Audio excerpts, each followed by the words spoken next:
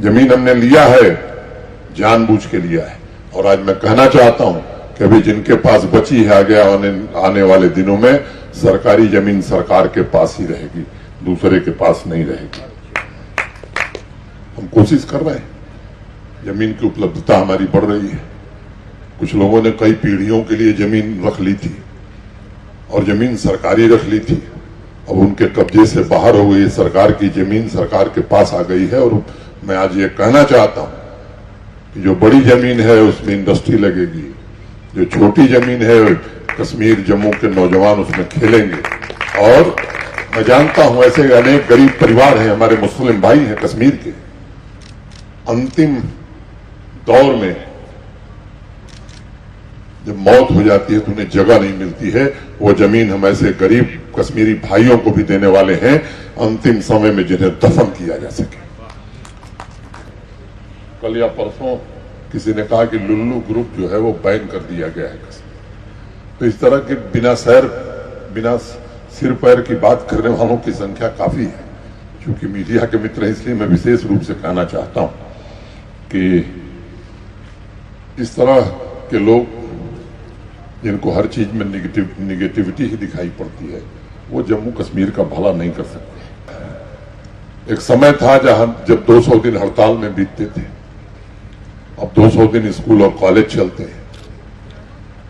अब 10,000 की संख्या में भारत का तिरंगा लेकर पुलवामा और त्राल में सोपिया में भी लोग भारत माता की जय का नारा लगाते हैं।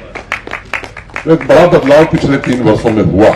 मैं एक बात कहना चाहता हूं कि 22 महीने में 5,000 से ज्यादा देसी इन्वेस्टर्स हमारे पास आए हैं। हर रोज 8 नए इन्वेस्टर्स का रजिस्ट्रेशन हम कर रहे हैं और प्रतिदिन एक नई इंडस्ट्री ऑपरेशनल हो जा रही है। और पिछले महीने में तो 30 दिन में 45 इंडस्ट्री ऑपरेशनल हो गई। तो मैं अपने इंडस्ट्री डिपार्टमेंट के सेक्रेटरी, इंडस्ट्री डिपार्टमेंट के सभी अफसरान का भी मैं हृदय से आभार व्यक्त करता हूं कि इन लोगों ने बड़ी मेहनत की है।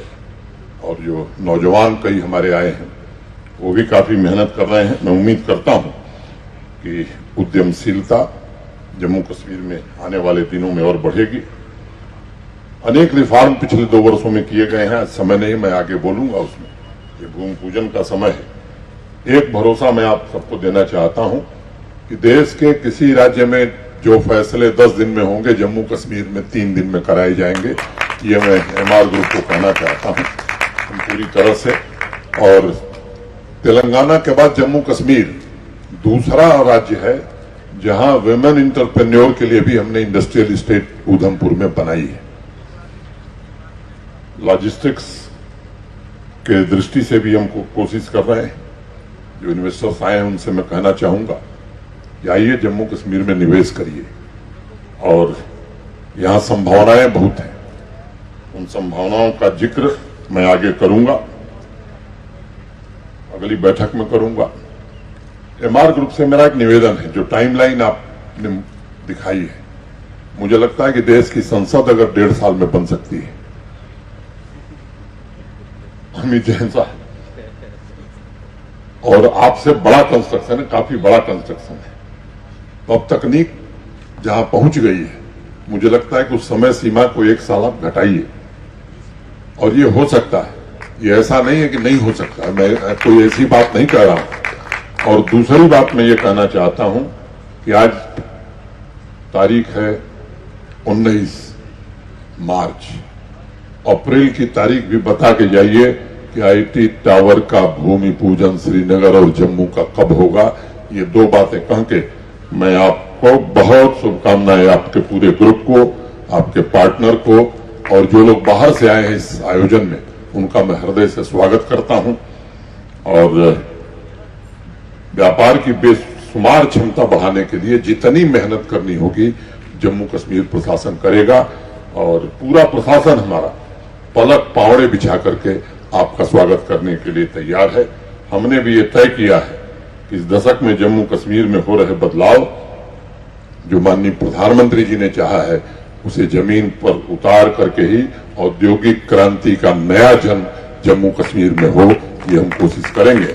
अंत में जाने के पहले बहुत शेरो शायरी हो रही थी, तो रॉबर्ट फ्रॉस्ट की वो कविता मुझे याद आ रही है, the woods are lovely dark and deep but I have promises to keep and miles to go before I sleep and miles to go before I sleep. और दो पत्तियां करके जो मैं कई बार कहता हूं, मेरी बड़ी फेवरेट लाइन है कि कुछ लोग तुम्हें समझाएंगे, कुछ लोग तुम्हें समझाएंगे, वो तुमको खौफ दिलाएंगे, जो है वो भी हो सकता है, इस राह में रहजन है इतने, अरे कुछ और यहां हो सकता है, पर तुम जिस लम्हे में जिंदा हो वो लम्हा तुमसे जिंदा है, तुम अपनी करनी कर गुजरो, जो होगा देखा जाएगा, जो होगा देखा जाएगा। बहुत बहुत धन्यवाद।